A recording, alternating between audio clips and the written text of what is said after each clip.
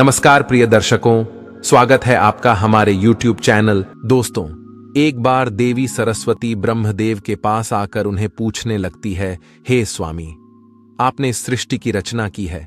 आपने अपने मन से तथा शरीर के पृथक पृथक अंगों से अनेक ऋषि मुनियों को प्रकट किया है तथा अनेक सुंदर सुंदर अप्सराओं, गंधर्वों तथा देवताओं को भी प्रकट किया है। आपने ही स्त्रियों को सौंदर्य और चंचलता प्रदान की है।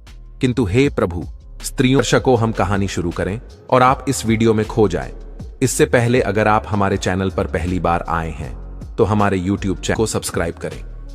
प्रिय दर्शकों, अगर आप भी भगवान श्री कृष्ण को सच्चे दिल से मानते हो तो कमेंट में सच्ची श्रद्धा से जय श्री कृष्ण जरूर लिखें। उत्पत्ति क्यों होती है?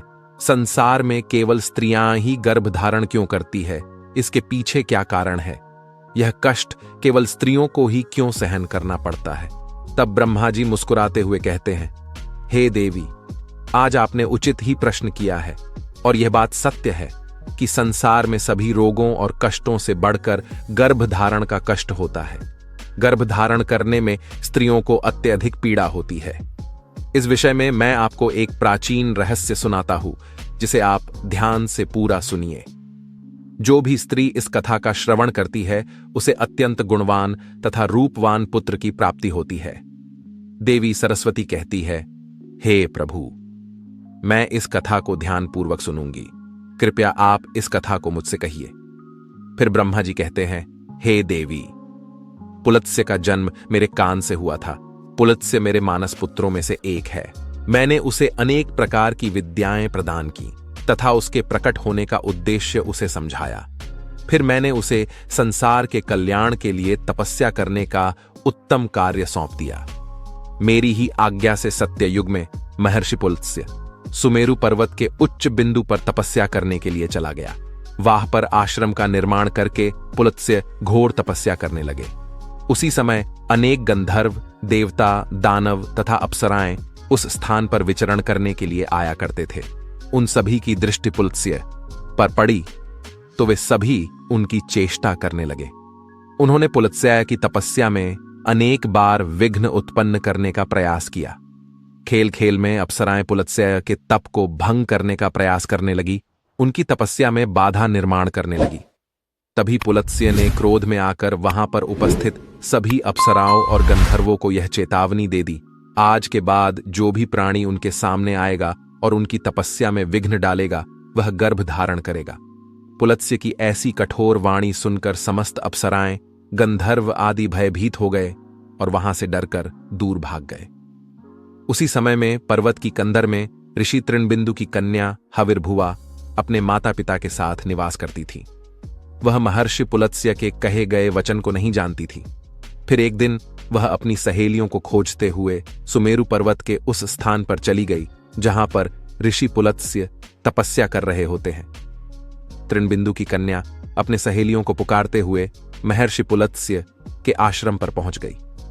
जब हविर्भुआ महर्षि पुलत्स्य के सामने आकर खड़ी हो गई तो उनकी दृष्टि उस स्त्री पर पड़ी। महर्षि पुलत्स्य की दृष्टि पड़ते ही पुलत्स्य के श्राप का प्रभाव उस पर पड़ने लगा।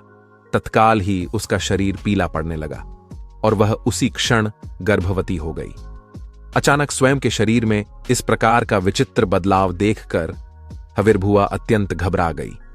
उतने में ही उसकी सखिया उस स्थान पर आ गई तो हविर्भुआ ने उन्हें उस घटना के बारे में बता दिया। फिर हविर्भुआ की सहेलिये उसे लेकर उसके पिता के घर पर चली गई। वहां जाकर हविर्भुआ ने अपने पिता को सारा वृतांत सुना दिया। अपनी पुत्री की यह बात सुनकर महर्षि तृणबिंदु को बड़ा दुख हुआ। अब उन्होंने ध्यान लगाकर सब कुछ देख लिया तो उन्हें पता चला कि महर्षि पुलत्स्य के द्वारा श्राप दिए जाने पर उनकी पुत्री गर्भवती हो गई है। इससे वे अत्यंत दुखी हो गए और तुरंत ही अपनी कन्या को साथ में लेकर वे सुमेरु पर्वत पर चले गए। वहां पर उन्होंने महर्षि पुलत्स्य को देखकर उन्हें नमस्कार किया और क्षमा याचना करने लगे। ऋषि तृणबिंदु कहने लगे, हे महर्षि, आप तो साक्षात ब्रह्मा जी के मानस पुत्र हैं। सारे संसार में आपकी कीर्ति है। आप परम दयालु और परम कृपालु हैं।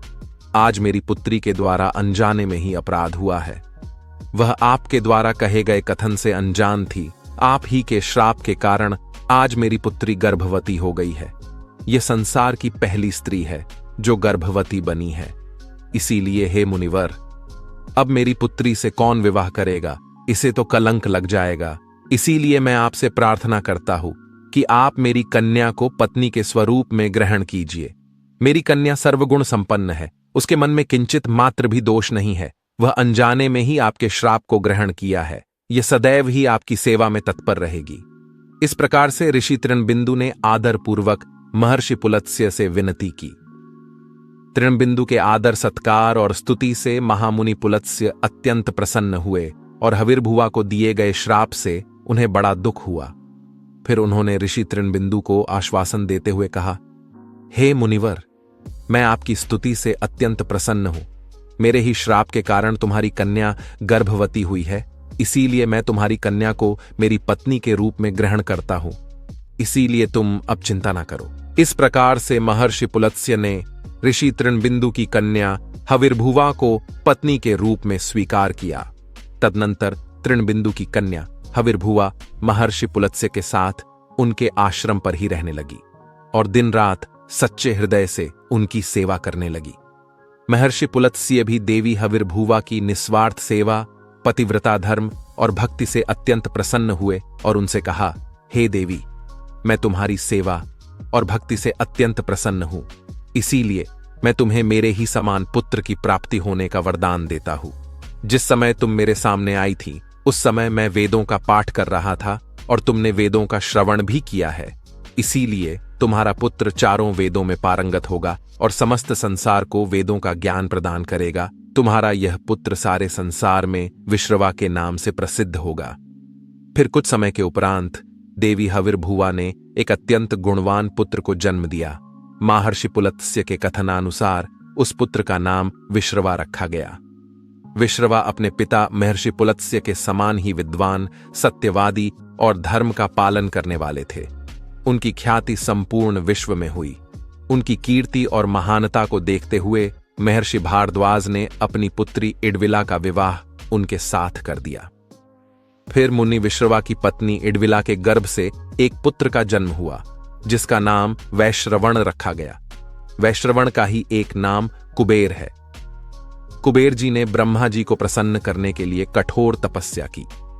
फिर कुबेर की तपस्या से प्रसन्न होकर ब्रह्मदेव ने उन्हें वरदान दिया और उन्हें उत्तर दिशा का स्वामी तथा धनाध्यक्ष बना दिया। इसके साथ ही मन की गति से चलने वाला पुष्पक विमान कुबेर को भेंट दिया। कुबेर जी धन के स्वामी हैं। गंधमादन पर्वत पर स्थित संपत्ति का चौथा भाग कुबेर जी के ही नियंत्रण में है। कुबेर जी ने उस धन का 16वां भाग मनुष्यों को प्रदान किया। महर्षि विश्रवा की दूसरी पत्नी का नाम कैकसी था। एक बार भगवान शिव ने माता पार्वती के लिए अत्यंत सुंदर महल का निर्माण करवाया था जिसे लंका नाम दिया गया। उस लंका के गृह प्रवेश के समय भगवान शिव ने ऋषि विश्रवा को भी निमंत्रण दिया हुआ था। ऋषि विश्रवा अपनी पत्नी को लेकर लंका के गृह प्रवेश में गए थे। जब भगवान शिव ने ऋषि विश्रवा को दान मांगने के लिए कहा, तब विश्रवा की दुष्ट पत्नी कैकसी ने छल से उन्हें लंका मांगने के लिए विवश कर दिया। और भगवान शिव तो भोलेनाथ हैं, उन्होंने विश्रवा को लंका दान में दे दी, जिससे माता पार्वती को अत्यंत क्रोध आ गया और उन्होंने कैकसी को श्राप देते हुए कहा, आज तुमने मेरे पति से जिस सोने की लंका को मांगा है, एक दिन वे ही तुम्हारी इस सोने की लंका को जलाकर भस्म कर डालेंगे। जिसके बाद विश्रवा जी ने भगवान शिव द्वारा प्रदान की गई सोने की लंका को अपने पुत्र कुबेर को प्रदान की, किंतु बाद में कैकसी के पुत्र रावण ने कुबेर से वह लंका छीन ली। लेकिन त्रेता युग में भगवान शिव के अवतार हनुमान जी ने उस सोने की लंका को जलाकर भस्म कर डाला। ब्रह्मदेव कहने लगे, हे देवी, इस प्रकार से महर्षि पुलत्स्य के श्राप के कारण संसार की स्त्रियां गर्भवती होती है। मैंने संसार की समस्त स्त्रियों को पुरुषों से भी अधिक सहनशील बनाया है।